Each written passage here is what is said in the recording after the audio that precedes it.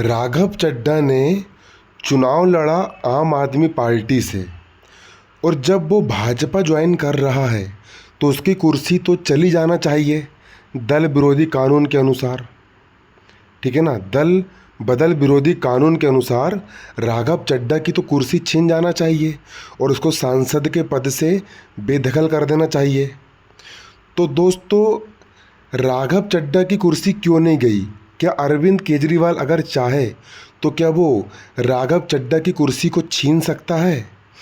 क्योंकि अरविंद केजरीवाल तो ये कह सकता है ना कोर्ट में कि भाई राघव चड्ढा को चुनाव तो मैंने जिताया हूँ, अगर उसको बीजेपी में जाना है तो उसको फिर से चुनाव लड़ना चाहिए और उसकी सांसद की कुर्सी छीन जाना चाहिए राघव चड्ढा की। तो दोस्तों, हम इस विषय पर बात करने वाले हैं, क्या राघव चड्ढा की कुर्सी छीन सकता है केजरीवाल? जो केजरीवाल है क्या कुर्सी छीन सकता है? और दल बदल विरोधी कानून 1985 क्या है? ठीक है, क्योंकि दोस्तों यूपीएससी जो परीक्षा हम इसकी तैयारी कर रहे हैं, तो यूपीएससी परीक्षा की केस स्टडी के लिए बहुत अच्छा ये टॉपिक है और ट्रेंडिंग टॉपिक है, आप देख सकते हो। और ये मेंस का जो पॉलिटी का पेपर होता है, सामान्य अध्ययन पेपर 2, इसमें ये प्रश्न अक्सर पूछे जाते हैं, तो इसकी यहाँ पर हम पूरी फुल स्टडी करने वाले हैं। हमको सबसे पहले समझना पड़ेगा दोस्तों कि ये दल बदल विरोधी कानून क्या होता है। ठीक है ना, दल बदल विरोधी कानून। दोस्तों, पुराने समय में क्या होता था, जो नेता लोग थे ना, सुबह एक पार्टी में होते थे और शाम को दूसरी पार्टी में चले जाते थे। सुबह वो थे भाजपा में और शाम को चले गए कांग्रेस में। तो पहले बहुत ज़्यादा दल बदलू काम चलता था। ठीक है ना, तो इसको रोकने के लिए कि कोई भी नेता दल बदल ना सके, 1985 में संविधान में एक कानून बनाया गया और संविधान में 10वीं अनुसूची जोड़ी गई। ठीक है ना, कब जोड़ी गई? 1985 में। आपको यहाँ पर ये याद रखना है। ठीक है ना, ये नियम क्या कहता है? ये नियम कहता है अगर कोई भी नेता अपनी पार्टी छोड़कर दूसरी पार्टी में जाता है तो भैया उसकी सांसद या विधायक की कुर्सी छीन ली जाएगी। जैसे राघव चड्ढा अगर आम आदमी छोड़ करके भाजपा में जाता है तो राघव चड्ढा की कुर्सी छीन जाना चाहिए।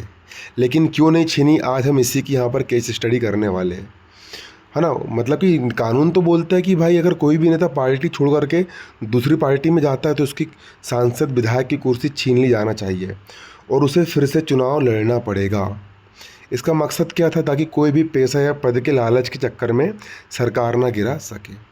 अब राघव चड्ढा वाला पेच क्या है, अब समझो। राघव चड्ढा वाला केस, ये जो कानून बना था 1985 का, ठीक है ना, 10वीं अनुसूची का, इसमें ना एक रास्ता था, एक विशेष प्रावधान था।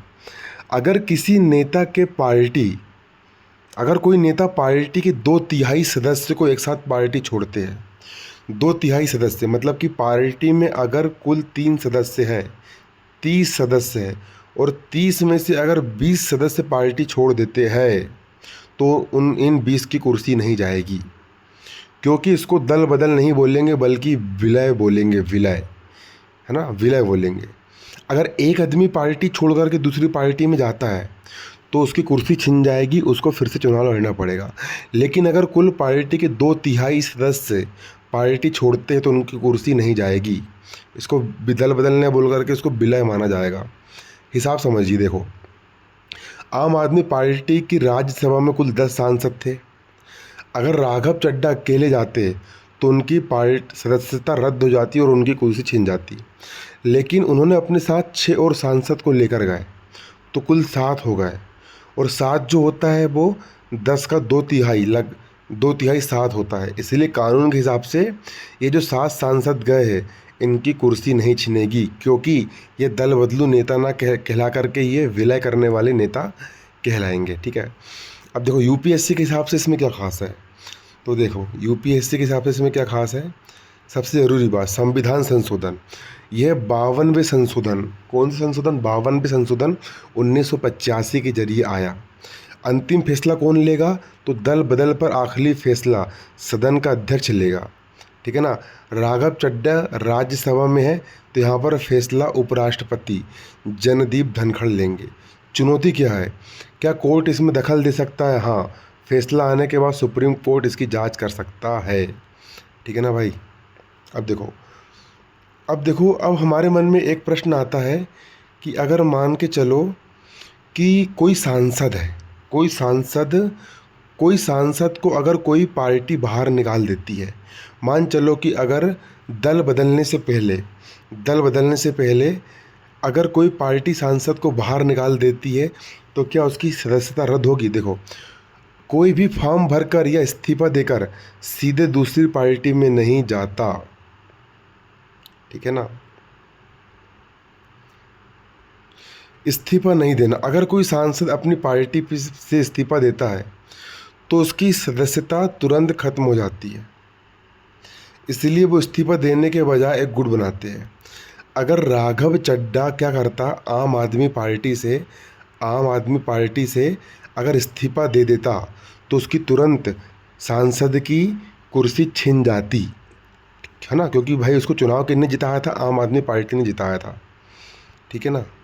तो वो लोग क्या करते हैं, वो लोग तुरंत इस्तीफा ना दे करके पहले एक गुट बनाते हैं, 2/3 मतलब कि 2/3 बहुमत का बनाते हैं गुट, ठीक है ना। उसके बाद अध्यक्ष को सूचना, राघव चड्ढा और उनके 6 साथी सांसदों में राज्यसभा के सभापति को एक पत्र देना होगा। इसमें वो लिखेंगे कि हम पार्टी के 2/3 सदस्य हैं और हम आम आदमी पार्टी से बीजेपी के साथ विलय कर रहे हैं, विलय कर रहे हैं। अब देखो, मंजूरी, जो सभापति होगा सभा कागज़ों की जांच करेगा कि वाकई में ये संख्या 2/3 है या नहीं। अगर सब सही मिला तो वे उन्हें सदन में बीजेपी के सदस्य के रूप में मान्यता दे देंगे। इसको दल बदल ना कह करके इसको क्या बोलेंगे, इसको बोलेंगे कि भाई तुम बीजेपी में विलय हो चुके हो। अब सबसे बड़ा सवाल कि राघव चड्ढा 7 लोगों को लेकर के बीजेपी में शामिल हुआ। अगर मान चलो 7 में से 2 नेता पलट गए और वापस आम आदमी में आ गए तो बचे वाले जो 5 लोग हैं, क्या इनकी कुर्सी छिन जाएगी? क्योंकि ये 2/3 नहीं है। हमारा सवाल यह है कि अगर 2 लोग बाद में मुकर गए तो क्या होगा? तो बहुत दिलचस्प स्थिति है, यहाँ पर टाइमिंग का खेल है। अब समझो क्या खेल है। अगर विलय हो गया, मान चलो कि 7 लोग भाजपा में शामिल हो गए और उनका विलय हो गया, एक बार सभापति ने अपनी फाइल में साइन कर दिया और उनको बोल दे कि अब तुम बीजेपी का हिस्सा बन गए हो, तो उसके बाद 7 में से कोई भी वापस नहीं जा सकता।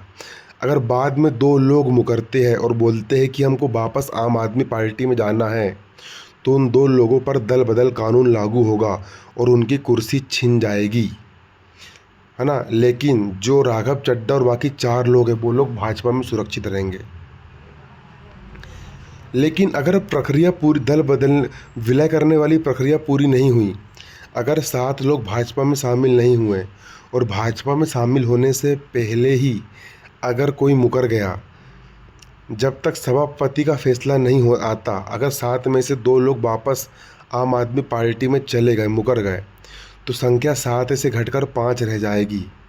5 सदस्य 10 का 2/3 नहीं होंगे और उनकी कुर्सी छिन जाएगी, ठीक है ना।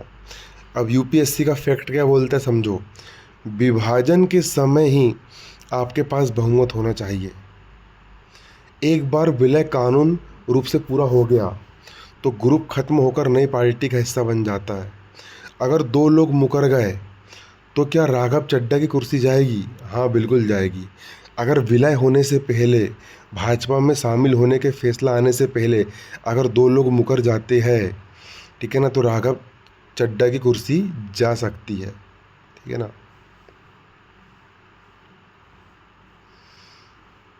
ये आपको आया समझ में, ठीक है ना। तो दोस्तों, यहाँ पर ये हमारा केस स्टडी था, ठीक है।